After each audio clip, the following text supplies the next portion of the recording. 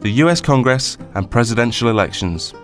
Voting, the people's chance to decide who they want to run their country and represent their interests. But how does it work in the United States of America? Across the pond, voting is quite different. Like the UK Parliament, the United States Congress has two houses, the House of Representatives and the Senate. Unlike the UK, there are public elections for both houses, and a third separate election is held to choose a president. In the US, the president is both the head of state and the head of government. In the UK, these roles are carried out separately by the monarch and the Prime Minister. The House of Representatives in the US Congress is designed to give a voice to the people of every local voting region of America. Members of the House of Representatives stand for re-election every 2 years.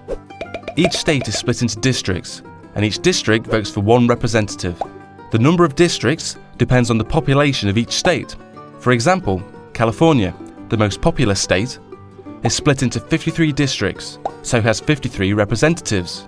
But Alaska, which is huge but has a really small population, only has one district and therefore only one representative in the House. Like the UK House of Commons, the election system is first past the post, so the candidate with the most votes in each district wins a seat in the House of Representatives. The party that wins a majority of seats in the House takes control. The ideal situation for a president is that the House is controlled by their own party. However, with elections held every 2 years, there's always a midterm election in the middle of a president's time in office. If the public thinks that the president's not doing a great job, they can vote in more members of the opposition party, making it more difficult for the president to pass laws. The Senate in the US Congress, like the House of Lords in the UK Parliament, is sometimes called the upper house. George Washington described the Senate as the saucer that cools the coffee, meaning that it's their job to scrutinise and question all proposals made by both the House of Representatives and the President, before voting to decide whether they should proceed as law. Senators, like members of the House of Representatives, are also elected to their seats by the public. Senators serve 6-year terms, and elections are staggered, so every 2 years, a third of the senators run for re-election.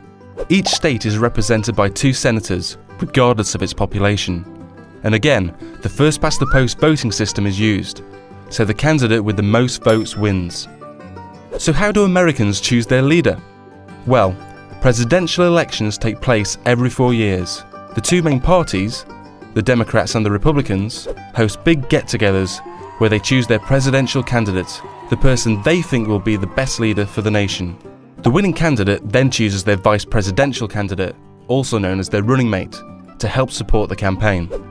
Presidential candidates usually choose someone with different areas of skill or knowledge, so they present voters with the best package. Together, they're known as a ticket. Presidential candidates from both parties then start out on massive election campaigns to gain as much voter support as possible.